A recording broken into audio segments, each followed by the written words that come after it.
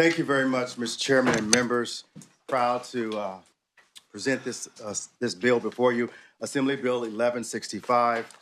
To the chairman and to the committee, what I'm presenting to you today, 1165, it's the California Housing Justice Act of 2025.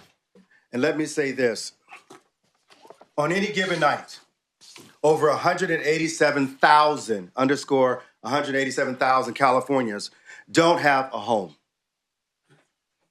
They're sleeping in tents, mobile homes in my district, and cars.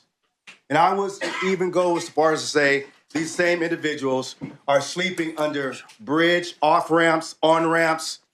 I saw homeless individuals just in Los Angeles, I count six people on the freeway and living on our freeways. This is totally unacceptable. Let me say this. My godson is part of the 187,000 people who are unhoused, who is homeless, who's living on the streets of Los Angeles.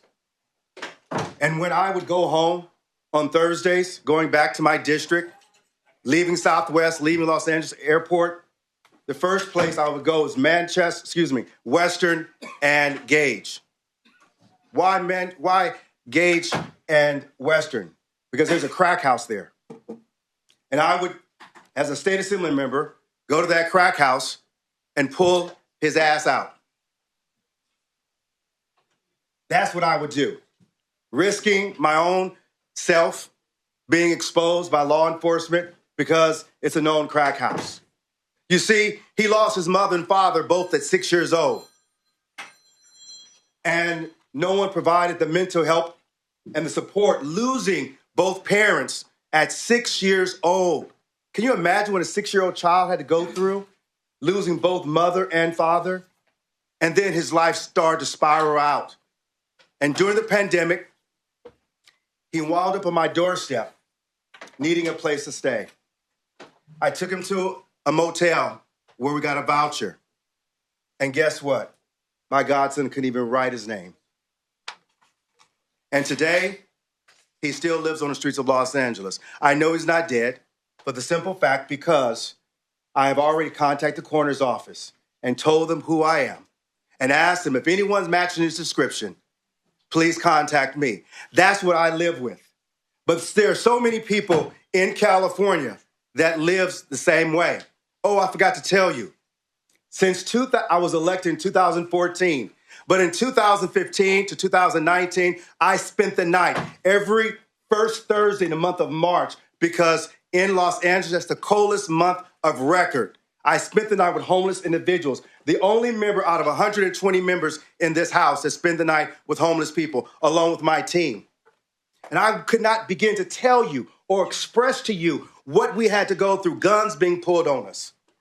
Because homeless people are vulnerable. Because they have money, because they beg for it. Or they have items that other people need in order to sell, in order to get drugs. And I've seen the proliferation from my eyes. So when I speak today, I'm not talking about something that someone told me. Not something I read in a newspaper or saw on the news. I lived it. Even if for 24 hours, I can sit here with authority to talk about the homeless crisis in the state of California firsthand. While I appreciate the significant investment that the state has made since 2018 in housing affordability and homeless programs, the California Budget Policy Center has noted state's investment less than, watch this, 0.5% of the budget goes as it relates to an investment in solving this homeless crisis in the Golden State, California, the place we sit in right now, the fourth largest economy in the state of in the world. California.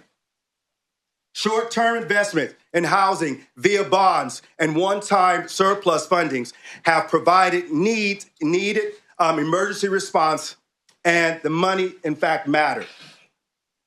However, at a time when the Trump administration is promising devastating cuts will replace thousands of California, displaced thousands of California. Wildfires that have destroyed thousands of homes in Los Angeles have placed added pressure on affordability, and more people are falling into homelessness than ever before. Now is the time that California can really, truly lead the way. And I believe this bill, this measure, 1165, is that policy that will lead the way.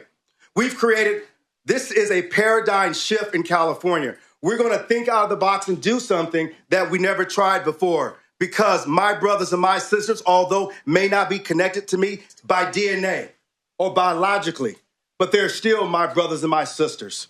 And we take this seriously. The Housing Justice Act gives us a strategic roadmap to end homelessness in California and housing affordability crisis that we are faced with.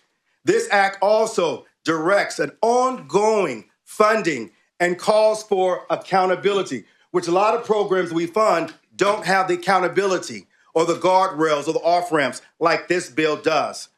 And it's called for California to invest in what it takes to solve our homeless crisis. Simply put, it calls on the state to lead on housing and the way that we've led in climate and environmental issues with technology and also medicine research. It requires the state to assess what it will take to solve housing unaffordability and homelessness, and then invest in resources that's much needed for Californians to address this crisis.